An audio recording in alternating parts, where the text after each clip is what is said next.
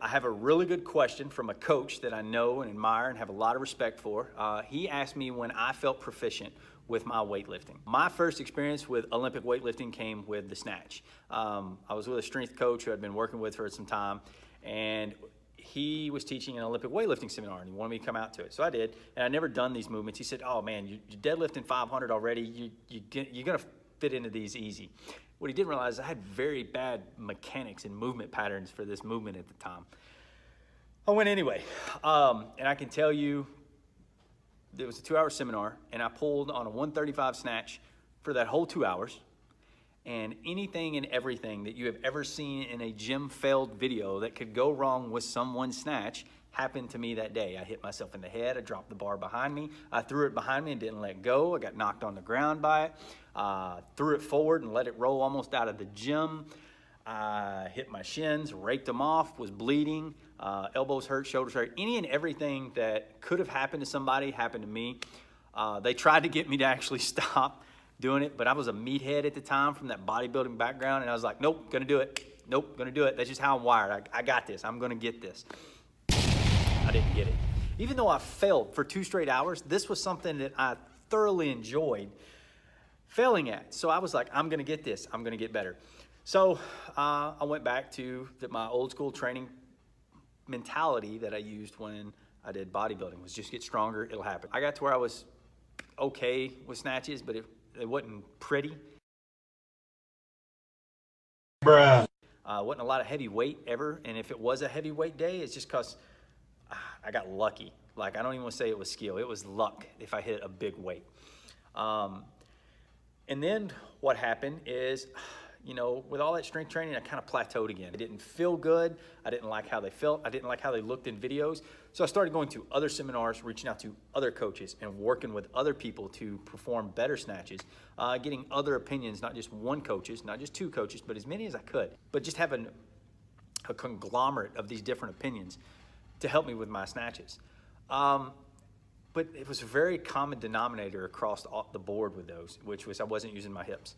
And no matter where I went, no matter what I worked on, with what coach, I was always told, use your hips. Now, you guys in your classes, whatever class it is, it doesn't have to be weightlifting, it can be jiu-jitsu, boxing, mixed martial arts, whatever you're working on, your coach is always telling you the same things, and you probably feel like they're picking on you. You know, and they'll tell you 1,000 times, but until it clicks with you, until you feel it, it's not gonna be there. And that happened to me. I remember very vividly the day it happened. I was at CrossFit Convalence working out with 2 really good friends, John Esposito and Lindy Barber. And it just so happened we were building to a heavy snatch that day. And I got to the 185 marker, which is usually where I started to miss. At that time, like I could hit 185, no problem, but it could take 3 or 4 different attempts, right? There was no efficiency in my lifting at that time. So 185, I pull it, I hit, and it hits off my hips and just flows right under the bar, landed perfectly, felt good. That is the beauty behind the snatch, is you can actually feel when that bad boy lines up, right? It's a good, no, let me back up. It is a great feeling when that lines up. So 185 hit, and I was like, damn, man, it felt like the best snatch I ever did. Everybody said it looked good. Go up to 205, boom, hit it off my hips again. No problem. 225, no problem. Got up to 255 that day, hit it, tried 265, missed it, stopped. But everything clicked that day on actually connecting the barbell to my hips and using my hips for power versus just trying to use this brute strength to pull a barbell up over my head. That's when I stopped doing all the strength training. I dialed it back and started working on skill work, using my hips, disconnecting my feet, driving my legs, all these mechanics that literally had so much to do with my lift, but I really wasn't working on it. I was just working on getting stronger. I wasn't working on the lift itself. And what happened over time is I got way better at the lift. I can tell you the skill work and development I did, fixing the movement pattern, fixing the consistency and efficiency in my lifting, that's what made me a proficient lifter. And I got now to where I can snatch 290, and I'm not far off from 300. I feel like it's there. I'm gonna get it soon. It took about 3 to 4 years to where I felt comfortable with the lift, talking about the lift, teaching the lift, working on the lift with other people, spotting flaws, spotting my own flaws, an autonomous reaction when you're going, like you get to where you can feel automatically if it's good or bad, not just did I make the lift? Was it a good lift? Did it feel like a good lift? Now, everybody's gonna be different. It has to be autonomous reactions when you lift, how you feel, but everybody's gonna be different. But it took me 3 to 4 years before I felt proficient at Olympic weightlifting. But I would not have got proficient had I not done mountains of skill work. Take my advice, skip all those strength training cycles in the beginning, dial in the mechanics, make them consistent.